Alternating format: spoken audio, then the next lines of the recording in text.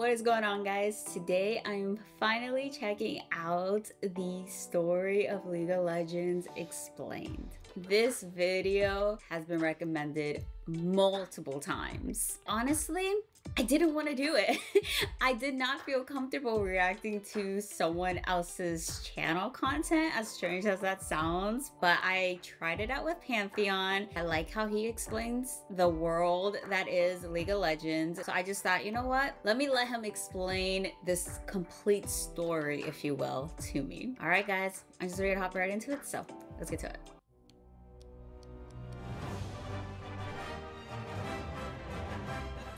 Popular questions I get asked are: is the lore of League of Legends good? To which I say that we have a lore channel with over 500 videos now. I wouldn't be doing this if I didn't like the story. And I want to read the story, but I don't know where to start. And that is a very hard question to answer, because quite frankly, you can start anywhere you want. It's all quite of overwhelming. Stories are written in a way where no matter what story you read, all of the information you need to understand it is somehow put in there. For example, if you are interested in Ionia, you can read about any champion in any order you want. But some characters talk about certain events more than others. Some champions like Riven or Master Yi explain the Noxian chemical warfare, but they still at least mention the main battle at the Placidium. Other champions like Irelia or Karma explain the main battle at the Placidium, but they only hint at the chemical warfare. So do you know like how much brain power you have to retain all of this information? That's so impressive. Like, I'm sure he's like going off of a script. Maybe, I don't know, maybe he just knows all of the stuff on the top of his head, but like, it's a lot of stuff. Basically, all the stories contain all the information you need, so you are never left confused.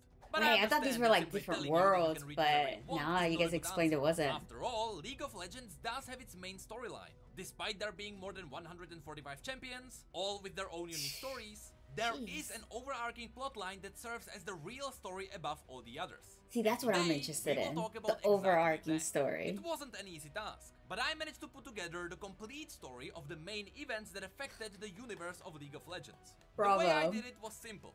I read a lot. All the information you're about to hear can be found in various stories and champion bios. But just like you have item descriptions or journal logs in other games, League is also hiding tiny pieces of information in places you wouldn't expect. You can actually get a lot of new hidden information by cross-referencing different champion stories. The way it works is that you usually have two champions from the other side of the world pointing at different mysteries. But when you realize that they are actually pointing at the same thing, you discover something massive. So with all of that said, keep in mind that the story of Runeterra can still get expanded upon. So in the future, some of the things we mention here may be already explained and things might be slightly different. In fact, I would say that about 15% of this video is sourced from those tiny pieces of information. However, you see, initially I would think, why would you want to make a game, a world, all this lore so complicated? But you know what? The world is already a complicated place, so maybe that's what they were going for. But it's a lot. Like, I don't know how you guys are keeping up with it all. However, what I'm about to show you right now is still the closest thing we can get to covering the entire storyline of League of Legends.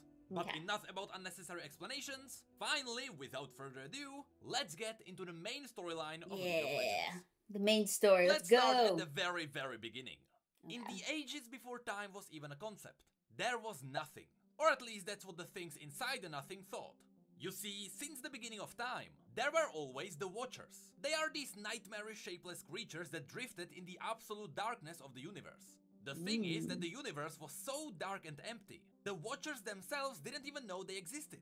There was nothing to see and nothing to feel. There was nothing to show them that they actually lived. But that all changed when a tiny spark of light appeared in the empty cosmos. Suddenly, the Watchers realized they could see. Not only that, they realized that they are conscious beings with senses. Just like that, the spark of light woke up the Watchers from their eternal sleep. Naturally, the Watchers were quite annoyed at the tiny spark. Up until now, everything was peaceful and quiet. But this spark was blinding them, and it was ruining their slumber. When they drifted closer to inspect the light, the Watchers found out that the tiny spark was in fact a window into reality. Inside the reality, dragons of twilight, cosmic beings, and even death itself came to be, and they roamed around the empty space. Some, like Aurelian souls, spread light around. They left little pieces of themselves behind, which created stars. And with a little help from cosmic dust, planets formed around these stars. The absolute majority of these newborn worlds were empty, but sometimes there was life. The one planet that we know about is Runeterra. Now, Runeterra wasn't shaped by accident. The Celestials created this world with the use of the world runes, hence the name Runeterra. But while that was happening, the Watchers observed it all from afar. It didn't take long before the celestial beings became aware of them. They knew that something was overlooking their realm, and they knew it was more powerful than anything in their reality. Now, don't take this information for granted. Technically, it should be considered a theory, but it is believed that the Celestials created Runeterra to host an army of powerful beings that would defend reality against the Watchers. This was never directly confirmed, but as you'll see from the rest of the story, that is highly likely what happened here. Anyway, So, like, basically, the creators put out this game, they put out these lores, and then the fandom themselves are making up these theories? Am I understanding that? Because he's saying these things aren't confirmed, and I know he said that a couple of times with the Pantheon video. So, yeah, I'm assuming it's just, like, really diehard League of Legends fans trying to piece things together. anyway, the planet was created and the Celestials were paying close attention to its development. This is likely the time when Ornn, Anivia, Volibear and the Seal Sister appeared on Runeterra. It is theorized that the Celestials Volibear, I think he's the one from The Call. He looked epic. there to terraform the planet. The only thing that we get confirmed is that according to his legend, Ornn did actually shape the mountains of Freljord. However, after a mysterious disaster, the world runes that created this world were lost and scattered across the same planet. This is likely the reason why Runeterra is a magical world full of spirits. It is likely because the world runes slowly radiated magic into the surrounding lands. Wow. Millennia passed and life started blooming on Runeterra. First, it was Yordles, Animus and the Vastaya Shirei who started appearing on the ocean floor. But humans later joined them when they started covering the surface. This was very important to the Celestials. As mortals began emerging, the Celestials started fiddling with their lives. In fact, according to the Celestials, they had some kind of grand design for the mortals. Oh, right. That was like that whole thing with Pantheon, right? Like he had issues with the Celestials. Or there was another word for it. It was Celestial, God, and there's a third word that I can't think of at this moment. The story specifically avoids telling us what the design was, but at least we know that living beings had a purpose. The evolution of life wasn't an accident. To strengthen the relationship between the Celestials and the mortals of Runeterra, the Celestials did two things. First, they created star constellations. These were images that served as messages to guide mortals to their intended purpose. It was an easy way to communicate with them. And second, the Celestials created Mount Targon. An interesting fact is that the mountain was literally ripped from the ground. It is as if someone pinched the earth and pulled it up. That's why it is much steeper than any other mountain. Also, you may notice that a lot of the mountain surface is covered in ice. Partially, it is because it is really cold up there. But it's also because as the mountain was being pulled So out... that's where, oh gosh, Atreus and, what was his friend's name? I forgot. But they went up, at once, and then Atreus went up twice. It was also dragging lakes and rivers with it, so a lot of the ice is vertically frozen lakes stuck to the mountain. That's in the a end, crazy Mount Targon design. was a pretty successful invention. It served as a beacon of godly light and magic that attracted beings from all over the world. The more advanced mortals even formed their own civilization around its peak, which gave them a deeper connection with the celestial realm. And after some time, few of the most trusted individuals were elevated by the Celestials, specifically by the Celestial Aspects, creating the very first ascended beings. That was the But word. the Celestials weren't the only ones who were strengthening their control over the life on Runeterra. Wait, sorry, I was talking over it. Directly by the Celestial Aspects, creating the very first ascended beings. But the Celestials weren't the only ones who were strengthening their control over the life on Runeterra. The Watchers were doing the same. They were carefully poking holes into reality, gathering any information about what the reality is, and more specifically, how can they get rid of it. The Celestials noticed these holes in realities that we know as Void Rift, and they quickly moved to the next stage of controlling Runeterra. Now it was about this time when Aurelion Sol flew by and he noticed how much the life on Runeterra bloomed. And when he got closer, he noticed that all the tiny mortals looked up at him, and they worshipped him. Now this Aurelion didn't mind at all, and he often came back to visit Runeterra between his journeys into the dark. At one point, the mortal community up on the mountain, who were now known as the Targonians, offered Aurelion Sol a crown. Aurelian of course appreciated the gesture of gratitude, and he happily put it on. But as he did that, he willingly chained himself to the planet, because the crown bound Aurelian to the will of the ascended Targonians. Aurelian's soul was now enslaved. We don't really know if it was just the Targonians who did this on their own, or if it was a plan of the celestial beings to enslave Aurelian's soul. But either way, that's messed the up. reason why Aurelian's soul was enslaved was because he was powerful enough to seal the Void Rifts. He was an effective weapon against the Grand Enemy. Aurelian had a massive ego and he couldn't care less about the lives of mortals. So that's why he had to be forced to properly help the reality. At this point, the Watchers were at their limits. They wanted to learn more about Runeterra, but they were massive, and the rifts were tiny. The Watchers simply couldn't fit through.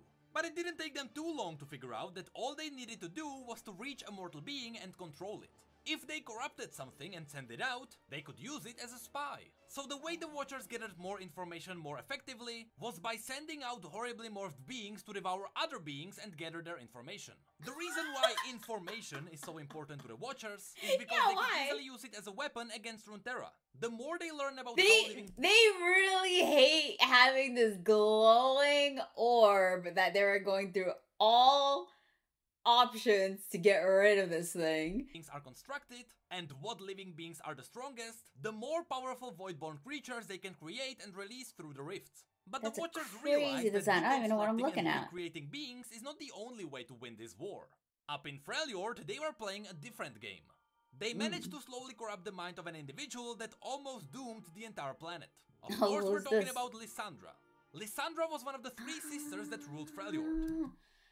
Lissandra, that was like a recommended video. It was Lissandra and there was another one, so maybe the 2 other sisters were probably the other names. The second most powerful region at that time, right after was one of the 3 sisters doomed the entire planet. Of course, we're talking about Lissandra. Lissandra was one of the 3 sisters that ruled Freljord. The second most powerful region at that time, right after Targon. The 3 sisters were Lissandra... Wait, she was in the call too, right? Sorry, I keep like rewinding it. I'm so interested in this portion, but yeah, she was in the call with the bear too. Wasn't she going up against the bear?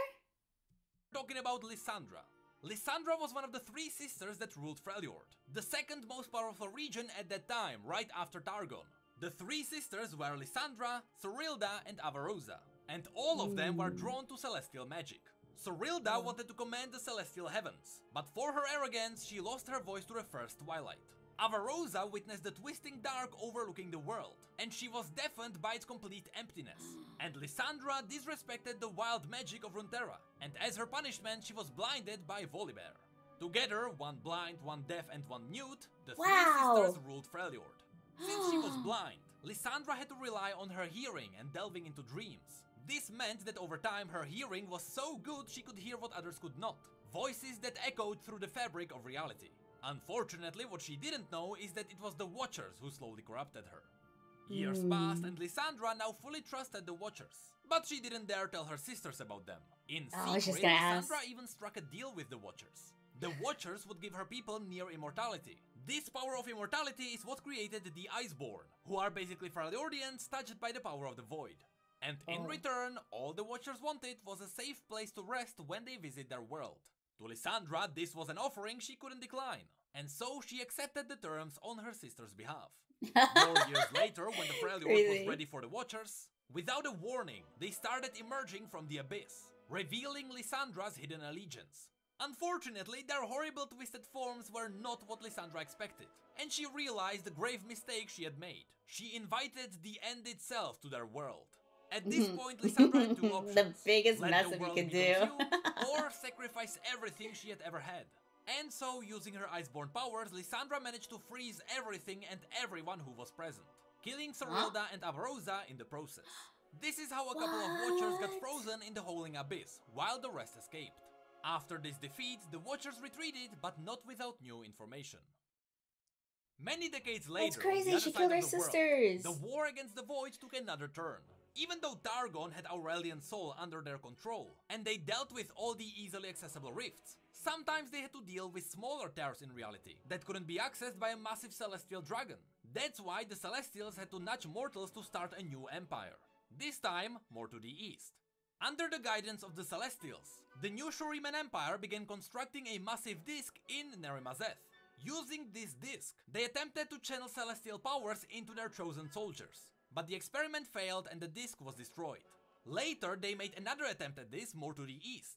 This time they constructed a much bigger sun disk that would create super soldiers capable of fighting back the void. These soldiers would get many different names. That was Gold the Warriors, purpose? Golden Warriors, Sunborn, but we know them as Shuriman Ascended. Here we need to Shuriman! mention three very important individuals that play a big role in this war. Azir became the greatest leader of the Empire and the Grand Leader of the Ascended. He was loved by pretty much everyone, but keep in mind that he was still a human. He became Ascended much later. Nasus became the wisest of the Ascended. His knowledge of war tactics would become irreplaceable. And the third important character is Setaka. She became the war commander of the Ascended host, and she was the deadliest of all the Ascended. As the Empire was growing and the number of their God Warriors was expanding, other nations became suppressed. And some even... So am I understanding correctly when they said they're Ascended? They're like Pantheon, who had that situation going on? Or, you know, Atreus had that thing going on with Pantheon. So are we saying that like Azir and Noxus and the third person, that they also had encounters like that? Feared the unstoppable army of Shurima. One such nation was the Kingdom of Icathia. Their leader, the infamous Mage King, had enough of cowering before their might, so he went to war against Azir. Now the Mage King knew his small kingdom of mages would not stand a chance against the Ascended, so he called upon a power greater than what the Sun Disk could offer. He called upon the Void. During the battle for Icathia, a massive void rift consumed the kingdom, and after hundreds of years of observing, the Watchers had another chance to silence all reality. Using their previously gathered knowledge, the Watchers corrupted everything they touched, and they created new Voidborn abomination the world had never seen. This was a war on a scale nobody expected. But after many sacrifices, including Setaka, who died while being torn apart by these abominations, the Ascended won, but at a great cost. Not only was the rift in Icathia so big that even today it is still not fully sealed, but most of those who survived were permanently marked by the Void. Before this battle, the Watchers have never even seen a God Warrior before, so they weren't able to fully corrupt anyone, but their mark was enough to leave a tiny whispering voice in everyone's mind. Thankfully, even though their war commander Setaka was dead, Azir and Nasus remained untouched by the Void, and they kept all the Void-touched warriors under control. Of course, it didn't stay that way forever. Zerath, Azir's slave, who was also his best friend and a guide, saw him as a naive emperor. Everyone saw Azir as a kind-hearted leader, but there were still countless slaves dying under his rule. Now, secretly, Azir was planning to free all the slaves on the day of his ascension. It was meant to be a big surprise to everyone, including Zerath. But when the day arrived, Zerath became jealous of the power Azir would get. So Zerath pushed Azir from the Ascension sunlight, and he drained all the power of the Sun Disk himself. This led to Azir's death and the destruction of the capital city. But what's worse, it also left all the Void-touched Ascended without a leader to keep them under control. The only one who could do something about this was Nasus. He was wise. Wait, what happened to the other guy then? Again? It also left all to Azir's death and the destruction of the capital city. Power of the Sun Disk himself. This led to Azir's death and the destruction of the capital city. But what's worse, himself. So Zerath pushed Azir from the Ascension sunlight, and he drained all the power of the Sun Disk himself. This led to Azir's death and the destruction of the capital city. But what's worse, it also left all the Void-touched Ascended without a leader to keep them under control. The only one who could do something about this was Nasus. He was wise, but more importantly, he was not touched by the Void. However, keeping so many corrupted Ascended in line was an impossible task even for him. And eventually it was so dangerous, Nasus had to go into hiding. This meant that the Ascended warriors, now without a leader or purpose, and with tingling void whispers in their minds, went absolutely insane. Instead of being seen as godly beings, the Ascended slowly turned into brutal warlords. They fought each other, sometimes to gain more power, sometimes to settle their differences. Eventually, they figured out how to control the whispers in their mind, and they created a brand new kind of magic, blood magic, which they used to reshape and improve their bodies. Soon, the Ascended warriors were known as the Darkin, and this era would become known as the Great Darkin War. Darkin! That's what... Oh, crap. Guys, don't get mad at me. That's what... what was his name? Aatrox, right? That's what he was. He was a Darkin. Aatrox came about because of like this void. During or am I totally off with that? The entire world was in conflict, as the Darkin conquered as much land for themselves as they could. While all of this was happening, the Celestials watched it all. Their warriors who were supposed to fight back the Void were now fighting each other, and they were more dangerous to the mortals than the Watchers themselves. So the Celestials had to remove them. The simplest way to do so was to send the aspect of Twilight to Shurima. There she would teach mortals how to seal the Darkin inside their weapons. Zoe or something like that? It took a couple of years, but in the end, wait, sorry.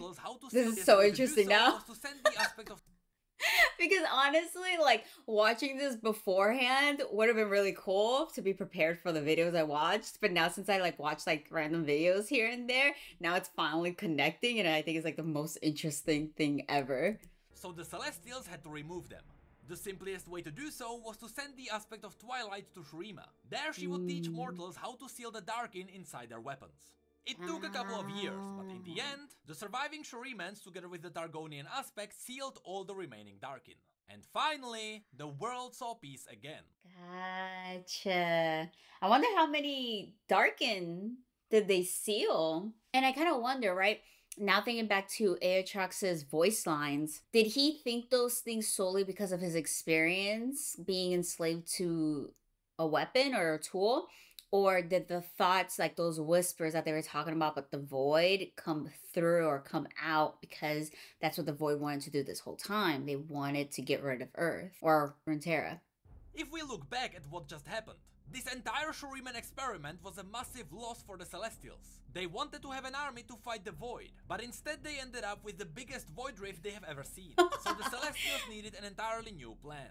But before they could figure something out, mortals took their fate into their own hands. Possibly in the worst way imaginable. Oh no! You see, now that the Darkin were gone and the world was left in utter ruins, even the simplest man could become a king by simply scavenging whatever he could. And that's exactly what came next. The Age of Men.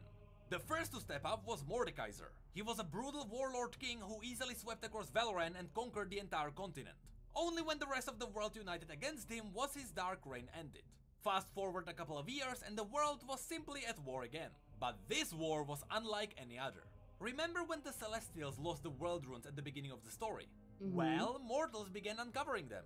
Random mages around the world held stones with the power to create worlds. It was pretty much the equivalent to holding a nuke. This sounds scary, but everything was fine as long as people were just threatening to fire the nukes. But once the first nuke was fired, the second followed, and then the third, and the fourth. No! While the Celestials were trying to come up with a new plan, mortals literally set the world on fire. This conflict became known as the Rune Wars. Sometimes Celestials managed to calm down some of the conflicts. Usually this was done with the help of the Targonian aspects, or with the help of Bard. Bard is a Celestial who specifically comes down on Runeterra to take powerful magical items away from mortals, just so they wouldn't use them in another war. The last time we saw Bard was during the battle for Bard Mountain, in Ionia, where he took away this magical egg. Later Celestials even tried to create more constellations to show people more messages. But at this point mortal minds were too primitive, and they usually thought it was signs of doom.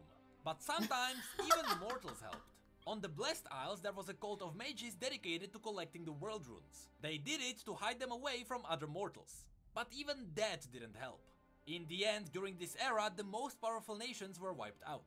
In the east, only Noxus remained, after they wiped out their neighbors. Yes, this circle you see here is actually a crater. There was supposed to be another nation here. And in the west, Demacia was built as a purely anti-magic nation.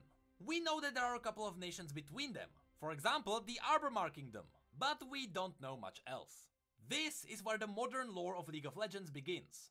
So if we have a look at the world right now, the Watchers are constantly looking for a way to invade Runeterra because they are annoyed by its existence. Right. The north is hiding a massive void rift frozen beneath the Holding Abyss. The south has a massive void rift still open there, not big enough to fit a Watcher through, but big enough to spawn a void army. The western and eastern Valoran is at war, the entire Shuriman continent is mostly in ruins, and the Blessed Isles blew up. Only Ionia is somewhat decently holding it together, but Noxus had to screw them up too. Remember when I mentioned that the Celestials had mortals? But the Shadow Isles, right? They said that they were blown up, but like, when did that whole thing with Ruination happen? As a part of a bigger design. Again, the Celestials likely created mortal beings to use them all as soldiers in this galactic war. Well, whatever purpose mortals were supposed to have, it is far beyond the Celestial control now. So now, you may be wondering, what happens next? Well, the main story can go a number of ways. We can learn more about the world runes through the vault in Demacia. Or maybe the Watchers will try to get through the rift in the north. Or the Darkin will try to make a comeback and the Celestials will have to deal with them again. Riot created a playground. Wasn't that the whole deal with Aatrox? Or was that during the, what do you call it? Like the ancient lore side of things that he didn't really touch on in this video? Or they can do a lot of different things. Just remember, it really doesn't matter where you begin to read. Every champion and every story makes sense on its own, so you can't get lost. If you ask me, start with the stories found on Silas's page. He's a great champion for entering the new lore. He will get you right into the newest conflict. And right after that, maybe have a look at Udyr. I think he will surprise you too. But no matter what you decide to do, just have fun and go for whatever you are interested in. The days of bad lore are gone, I like and that. I think you'll be pleasantly surprised. Hey, did you know that we have social media and Twitch where we talk about other League facts and stories? And did you know that we have neat mugs and shirts too? The links to all of that will be below. And as always, thank you, come again.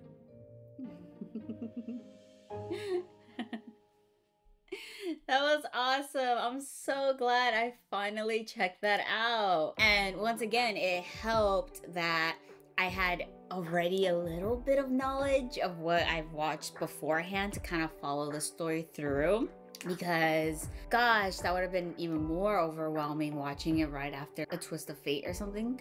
But yeah, no, that was super, super helpful, and just like trying to like tie this whole, well, not really tie, but just get like a better understanding of League of Legends world as a whole.